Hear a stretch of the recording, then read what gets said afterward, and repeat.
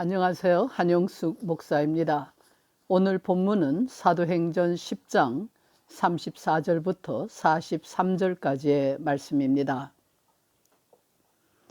해가 바뀌고 연초가 되면서 신앙생활을 정비하고 새로운 마음으로 새해를 살고 싶어하는 사람들을 위해서 교회들이 준비한 집회를 보며 많은 생각을 하게 됩니다. 눈에 띄는 것은 신년 축복성회라는 말과 신유 집회라는 말입니다. 축복과 신유라는 말은 오늘날 한국 교회의 대명사처럼 되어 있습니다. 예수 믿는 것은 복을 받는 일이고 병을 고치는 일이 되어 있다는 뜻입니다. 복을 받는다는 것은 돈을 많이 벌어서 부자가 되고 세상에서 잘 되는 것을 의미합니다. 가난하거나 힘들게 살아가는 것은 예수를 잘못 믿어서이며 병이 고쳐지지 않는 것은 믿음이 모자라서라는 의식이 저변에 깔려 있습니다. 과연 이런 것이 성경이 말하고 있는 예수 믿는 일이며 참된 기독교 신앙인지 물어야 합니다. 오늘 본문은 기독교가 생성되던 초대교회 시절에 사도들의 대표자격인 베드로가 이방인들 앞에서 처음으로 했던 설교의 일부분입니다. 예수가 누구인지를 모르는 사람들에게 예수를 알리고 예수 믿는 일이 어떤 것인지 모르던 사람들에게 예수 믿는 진리를 가르친 말씀입니다. 본문에서 베드로는 다음과 같이 설교합니다. 나사렛 사람 예수에게 하나님이 성령과 능력을 기름 붓듯 하셔서 그가 살아계신 동안 모든 선한 일을 하고 마귀에게 눌린 자를 고쳐주셨습니다. 그가 이런 일을 행할 수 있었던 것은 하나님이 그와 함께 하셨기 때문입니다. 그런데 사람들은 이 예수를 나무에 달아 죽였습니다. 유대인들에게 있어서 나무에 달려 죽었다는 말은 저주를 받았다는 것을 의미합니다. 사람들이 저주받은 자로 여긴 이 예수를 하나님께서는 그냥 두지 않으시고 다시 살리셔서 사람들 앞에 나타내셨는데 모든 사람들에게 나타내신 것이 아니라 오직 미리 택하신 증인들, 곧 죽은 자 가운데서 일어나신 후 모시고 음식을 먹은 우리에게 하신 것입니다. 이렇게 하신 것은 우리로 하여금 전도하도록 하심입니다. 우리가 전도할 내용은 이 예수가 바로 하나님이 산 자와 죽은 자의 재판장으로 정하신 자이며 이 예수를 믿는 사람은 누구나 다 그 이름을 힘입어 죄사함을 받도록 하기 위함입니다. 라고 베드로는 설교했습니다. 이 설교를 요약하면 예수는 인간의 죄를 용서하시기 위해서 하나님이 보내신 자라는 뜻입니다.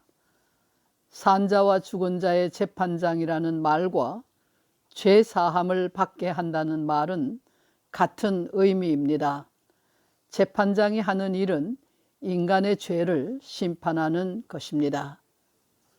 이제 우리는 죄사함을 받는 일이 왜 그렇게 중요한 것인지를 물어야 합니다. 그런데 우리 한국인들에게 죄인이라는 말은 별로 실감나는 말이 아닌 것 같습니다. 우리 한국인은 죄가 인간의 실존 전부를 규정하는 말이 아니라 특정한 생활의 한 부분, 다시 말하면 윤리나 도덕, 법적으로 잘못을 저지른 상태라고 여기기 때문입니다. 신구약 성경이 인간이라고 말할 때 그 배경이 되어 있는 히브리인들은 하나님과의 관계에서만 인간의 존재를 생각할 수 있었습니다. 그 때문에 죄는 하나님과의 관계를 단절시키는 것으로 인간을 하나님과 자기 민족 앞에 설 수 없도록 만드는 실존적 요소입니다. 히브리인들에게 죄는 삶에서뿐만 아니라 죽음에서도 인간을 하나님께 나아갈 수 없게 만드는 것으로 하나님의 저주를 받아 멸망에 떨어지게 하는 근원인 것입니다. 따라서 죄는 반드시 해결되어야 할 구원의 필수 조건입니다. 우리 한국인에게는 이런 식의 죄에 대한 개념이나 죄의식이 없습니다. 그 이유는 유일신 하나님에 대한 사상이 없기 때문입니다.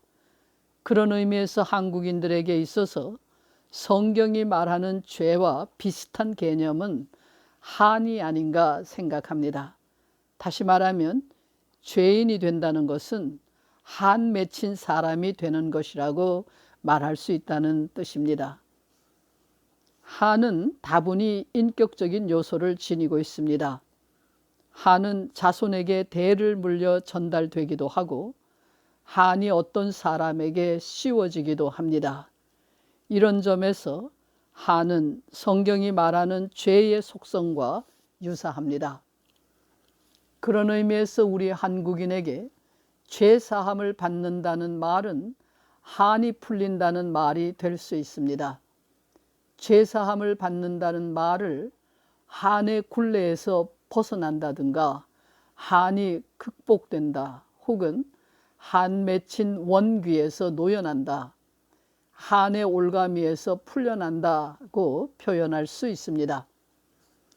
우리가 말하는 한 맺힌 사람의 삶의 내용 또한 성경이 말하는 죄 아래 있는 사람의 상태와 유사합니다. 그는 주어진 상황에 대해 끝없는 불만과 삶의 불안에 사로잡혀 있으며 허무함에 몸부림치고 괴로움으로 잠 못 이루며 외롭고 공허하고 덧없는 절망감에 사로잡혀 갈피를 잡지 못하고 편히 죽을 수도 없는 고통의 심연에 빠져 있습니다. 이러한 상태에서 벗어날 길이 없음으로 해서 한의 깊이는 더해가고 그의 한은 주변 사람들을 괴롭히고 그의 한은 응어리로 남아서 죽어서도 원귀가 되어 떠돌게 합니다. 인간이 한에 맺히거나 죄인이 되는 이유는 그 자신의 욕심 때문입니다. 자신의 욕심이 만든 울타리에 갇혀서 하나님을 볼 수가 없고 하나님과 관계를 맺지 못하기 때문입니다. 욕심에 사로잡힌 인간은 피조물인 자신의 한계를 인정하지 않고 창조주 하나님을 모르기 때문에 하나님의 뜻에 순종하지 못하고 욕심의 울타리를 쌓아갑니다. 욕심이 쌓아 올린 울타리가 높아질수록 하나님과 인간 사이의 담은 높아만 가고 그 담을 헐어버릴 수 있는 힘이 인간에게는 없습니다. 예수를 믿는 것은 이 담을 허무는 일입니다. 자기가 쌓아 올린 욕심의 울타리가 헐리는 일이 예수 믿는 일입니다. 욕심으로 얼룩진 자신은 죽고 대신 자기 안에 예수 그리스도가 살게 되는 것입니다. 이렇게 되는 것이 죄 사함을 받는 일이며 한이 풀려나가는 일입니다. 그때 죄에 사로잡혀 죄의 노예가 되어 있던 자아, 한 맺힌 자아가 사라지고 새로운 자아, 자유로운 자아로 변하게 되어 구원을 받습니다. 인생에게 이보다 더 큰 복이 어디에 있겠습니까? 죄 사함을 받는 일 외에 그 어떤 것도 예수를 믿는 목적이 될 수는 없습니다. 예수 믿으면 부자가 되고 성공하고 불치의 병이 낫는다는 식의 말들은 인간을 오히려 더 큰 죄의 구렁텅이로 몰아넣는 말이고 더 피맺힌 한의 상태로 몰아넣는 속임수의 말들입니다. 이런 말들은 인간을 욕심에 집착하게 만들고 자신의 울타리를 더욱 견고하게 쌓도록 합니다. 죄사함을 받는 일, 하나님과 나 사이의 관계를 회복하는 일 외에 그 어떤 것도 예수를 믿는 목적이 되어서는 안 됩니다. 인간을 죄의 노예로 만들려는 악한 영들에 속지 말기를 바랍니다. 기도하겠습니다.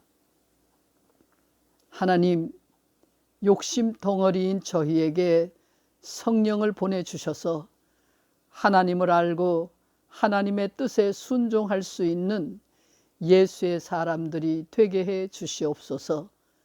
예수 그리스도의 이름으로 기도합니다. 아멘.